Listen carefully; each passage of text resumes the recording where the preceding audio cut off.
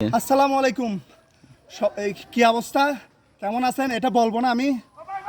আমরা আমরা দীর্ঘ 18-20 বছর পরে এই স্বৈরাচার হাসিনা থেকে এই দেশকে রক্ষা করছি, এই দেশ স্বাধীন করছি। এই উদ্দেশ্যে আমি আল্লাহর কাছে সিজদা দিয়ে ফরিয়াদ জানাবো।